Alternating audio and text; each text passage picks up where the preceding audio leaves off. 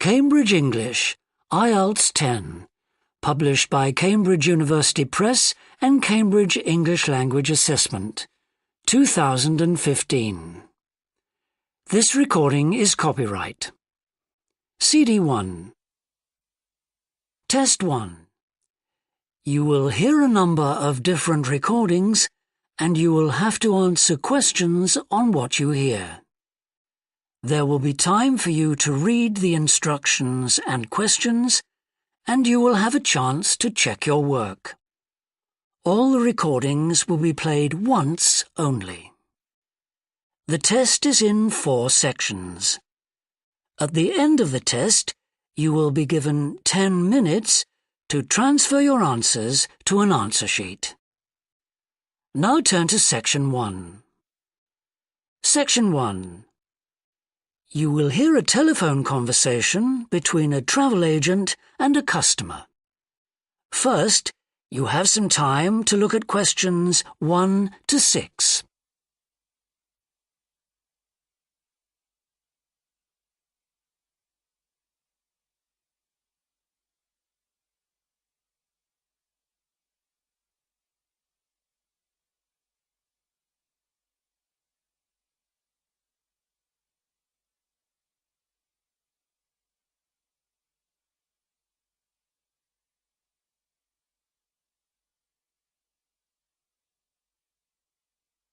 You will see that there is an example that has been done for you. On this occasion only, the conversation relating to this will be played first. Good morning, World Tours. My name is Jamie. How can I help you? Good morning. I want some information on self-drive tours in the USA. Could you send me a brochure? Of course. Could I have your name, please? Andrea Brown. The customer's name is Andrea Brown, so Brown has been written in the space. Now we shall begin.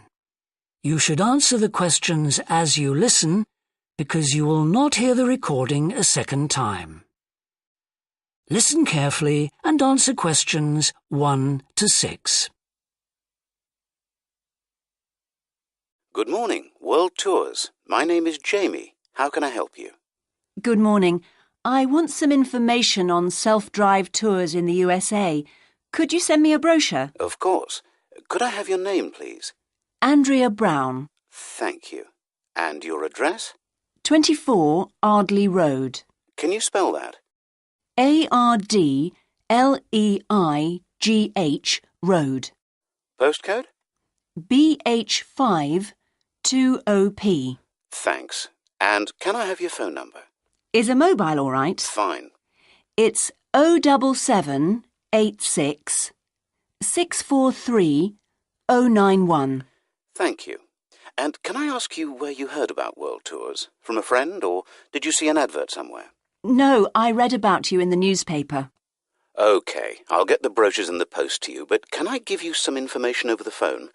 What kinds of things do you want to do on your holiday?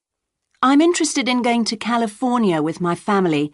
I've got 2 children, and we want to hire a car. OK. We have a couple of self-drive tours there, visiting different places of interest in California. The first one begins in Los Angeles, and there's plenty of time to visit some of the theme parks there. That's something on my children's list, so I'd want to include that. Good. Then you drive to San Francisco. From San Francisco, you can drive to Yosemite Park, where you spend a couple of nights. You can choose to stay in a lodge or on the campsite. I don't like the idea of staying in a tent. It'd be too hot. Right. And the tour ends in Las Vegas. OK. The other trip we can arrange is slightly different. It starts in San Francisco, then you drive south to Cambria. Someone told me there's a really nice castle near Cambria. Will we go near that? Hearst Castle is on that road, so you could stop there. Good. I'd like to do that. Does this trip also go into the desert? No, it continues to Santa Monica, where most people like to stop and do some shopping. We have enough of that at home, so that doesn't interest us. OK. Well, you could go straight on to San Diego. That's good for beaches, isn't it? That's right. That's a good place to relax, and your children might like to visit the zoo before flying home. I don't think so. We want some time for sunbathing and swimming. Before you hear the rest of the conversation, you have some time to look at questions 7 to 10.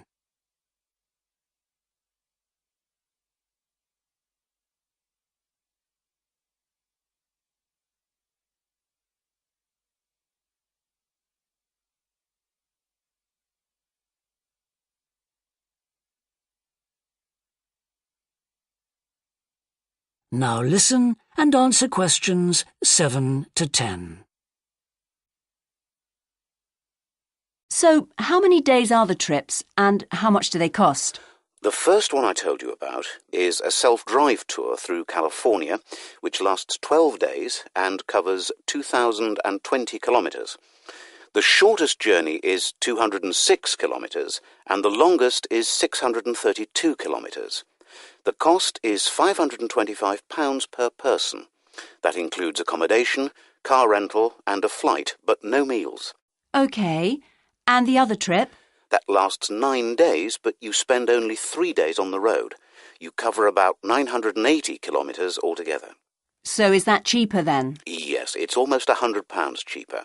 It's £429 per person, which is a good deal.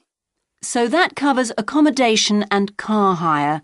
What about flights? They aren't included, but these hotels offer dinner in the price. OK. Well, thank you very much. I'll be in touch when I've had a chance to look at the brochure. I'm pleased to help. Goodbye. Goodbye. That is the end of section 1. You now have half a minute to check your answers.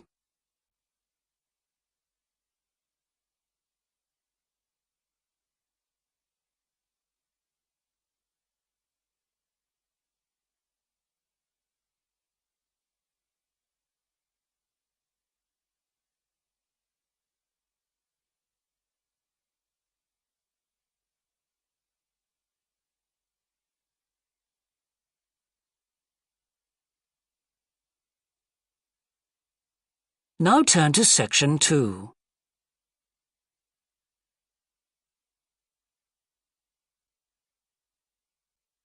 Section 2. You will hear a fitness manager of a leisure club talking to some new members. First, you have some time to look at questions 11 and 12.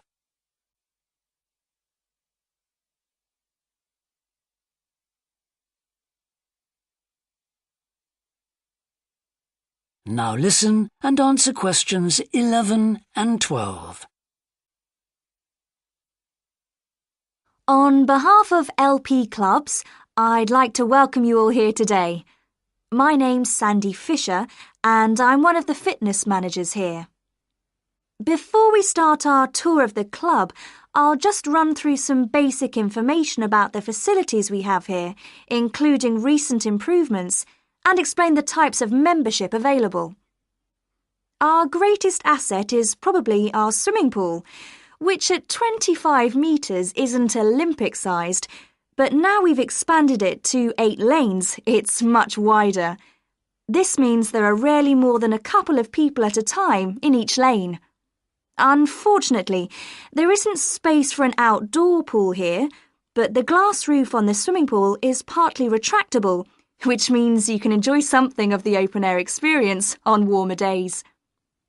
Our recently refurbished fitness suite has all the latest exercise equipment, including 10 new running machines and a wide range of weight training machines. Each member is given full training in how to operate the equipment, and there is always a trainer on duty to offer help and advice. Although we do have adult-only times after 6 and at certain times at weekends, children are well catered for. Older children continue to benefit from a wide range of tuition, anything from trampolining to yoga. Before you hear the rest of the talk, you have some time to look at questions 13 to 20.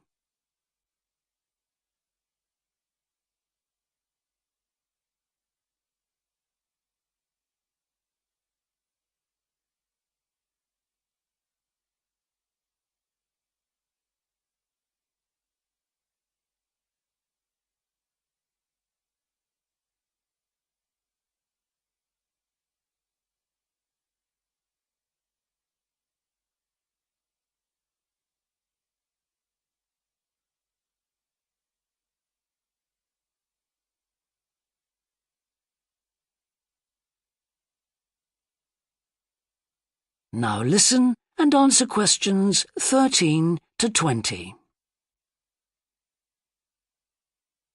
One thing all our members appreciate about us is that we take very good care of them.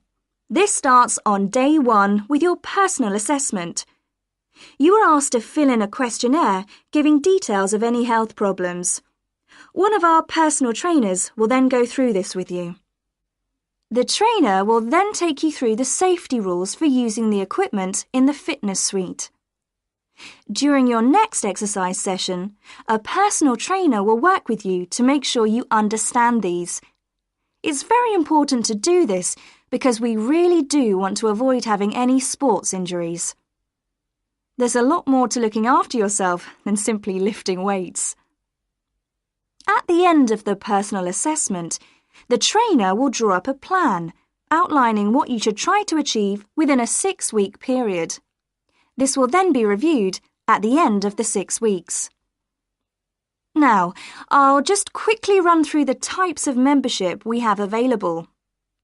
All members must pay a joining fee of £90 in addition to the rates for the monthly membership fees. Gold membership entitles you to free entry at all LP clubs. There are now LP clubs in all major cities and towns, so if you travel a lot, this will be a great advantage. Individual gold membership costs £50 a month, and joint membership for you and your partner will cost £75. Premier membership is for professional people whose work commitments make it difficult for them to use the club during the day, and so LP gives booking preferences to Premier members at peak times. This means you'll find it easier to book the sessions at times that suit you. Reciprocal arrangements with other LP clubs are available to Premier members. Premier membership is for individuals only, but you'll be sent passes for guests every month. The monthly fee is £65. You don't have to have any special clothes or equipment when you visit the club. We provide robes and hairdryers in the changing rooms, but it's very important to remember your photo card because you won't be able to get in without it. For people who aren't working during the day, That is the end of section 2. You now have half a minute to check your answers.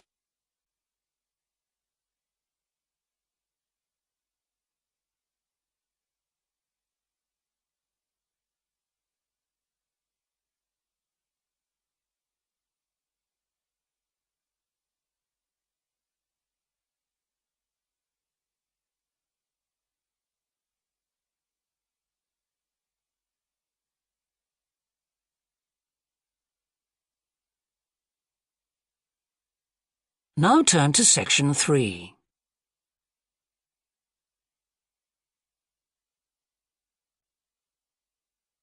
Section 3.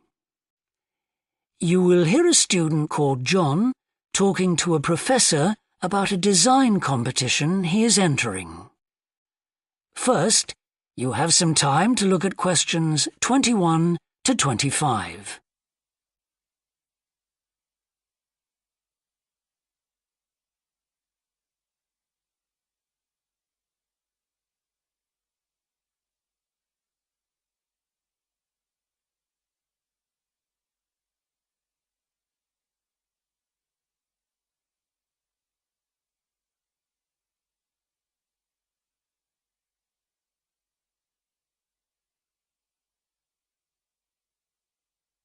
Now listen carefully and answer questions 21 to 25.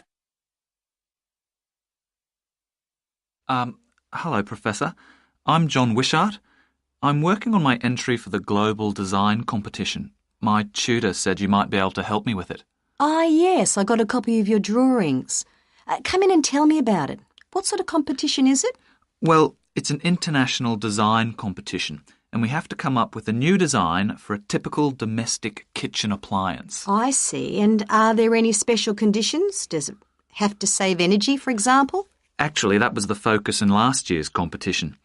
This year's different.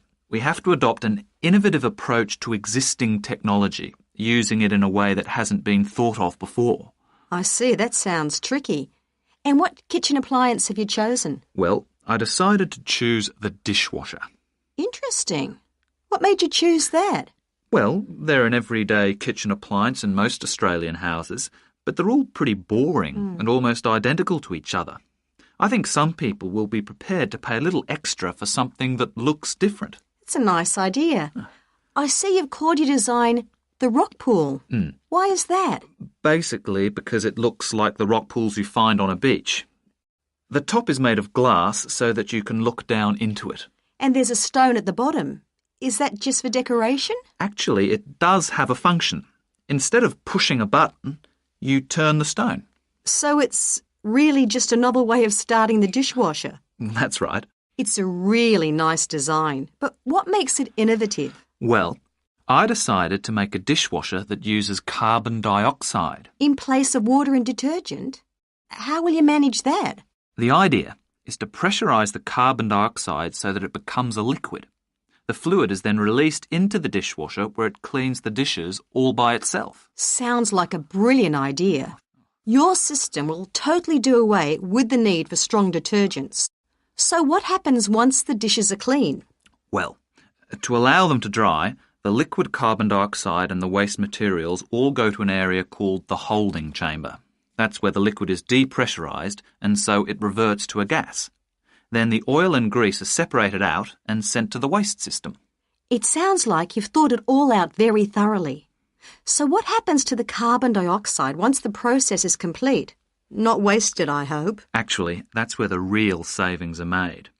The carbon dioxide is sent back to the cylinder and can be used again and again. What a terrific idea. Do you think it will ever be built? Probably not, but that's okay. Well, I'm sure a lot of positive things will come out of your design.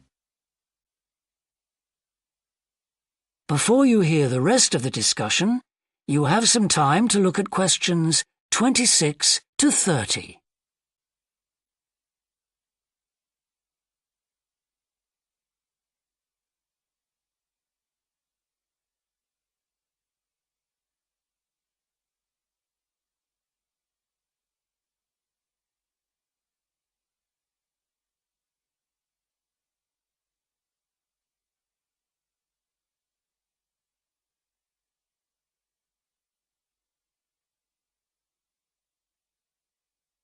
Now listen and answer questions 26 to 30.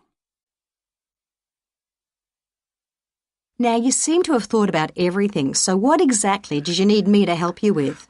Well, my design has made it to the final stage of the competition, and in a few months' time I have to give a presentation, and that's the part I was hoping you could help me with. Right, well, that should be easy enough. What have you managed to do so far? Well, I've got detailed drawings to show how it will work, and I've also written a 500-word paper on it. I see. Well, if you want to stand a good chance of winning, you really need a model of the machine. Yes, I thought I might, but I'm having a few problems. What's the main difficulty so far? Let me guess. Is it the materials? Yes. I want it to look professional, but everything that's top quality is also very expensive.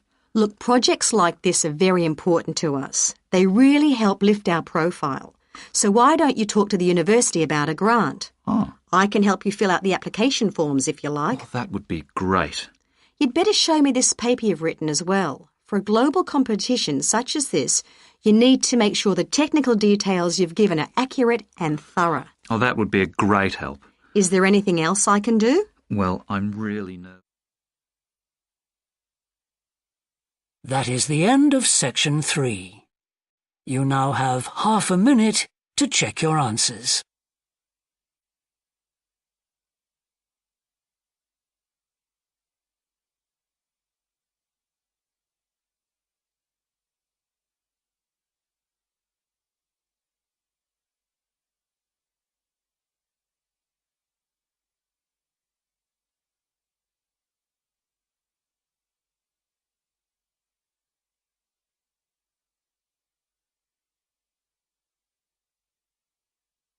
Now turn to section 4.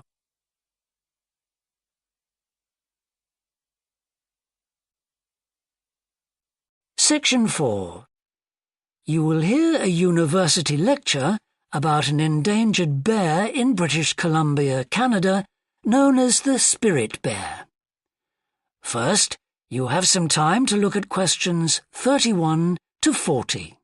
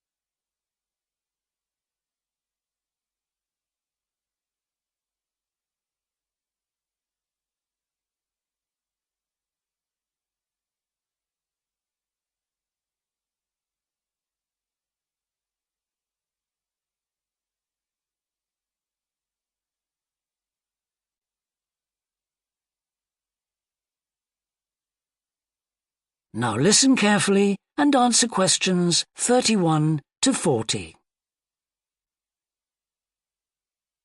Today, we continue our series on ecology and conservation with a look at a particularly endangered member of the black bear family. 1 in 10 black bears is actually born with a white coat, which is the result of a special gene that surfaces in a few. Local people have named it the spirit bear, and according to the legends of these communities, its snowy fur brings with it a special power. Because of this, it has always been highly regarded by them, so much that they do not speak of seeing it to anyone else. It is their way of protecting it when strangers visit the area. The white bear's habitat is quite interesting. The bear's strong relationship with the old-growth rainforest is a complex one. The white bear relies on the huge, centuries-old trees in the forest in many ways. For example, the old-growth trees have extremely long roots that help prevent erosion of the soil along the banks of the many fish streams. Keeping these banks intact is important because these streams are home to salmon, which are the bear's main food source. In return, the bear's feeding habits nurture the forest. As the bears eat the salmon, they discard the skin and bones in great amounts on the forest floor, which provide vital nutrients. These produce lush vegetation that sustains thousands of other types of life forms, from birds to insects and more. Today, the spirit bear lives off the coast of the province of British Columbia on a few islands. There is great concern for their survival, since it is estimated that less than 200 of these white bears remain. The best way to protect them is to make every effort to preserve the delicate balance of their forest environment. In other words, their ecosystem.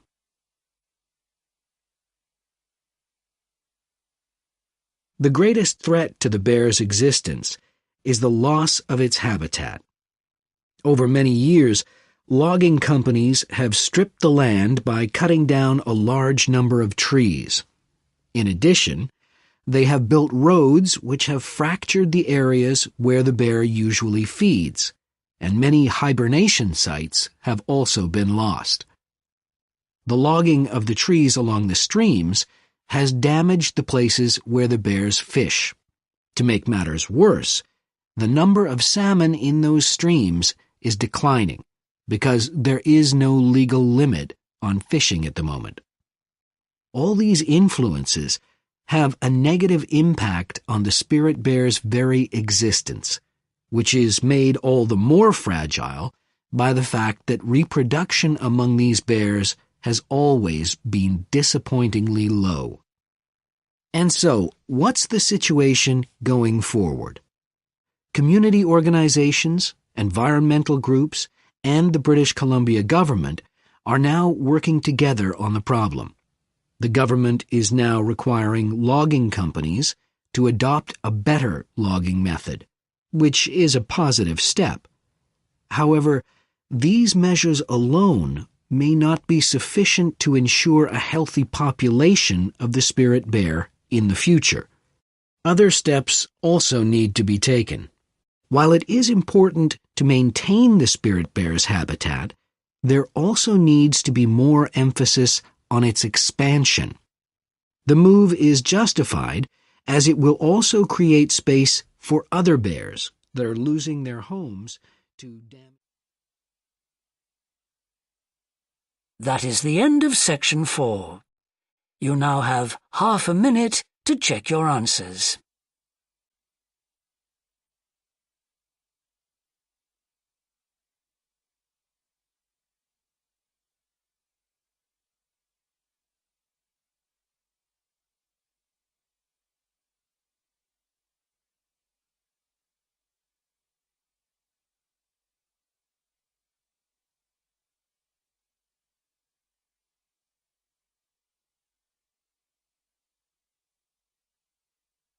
That is the end of the listening test. In the Ielts test, you would now have 10 minutes to transfer your answers to the answer sheet.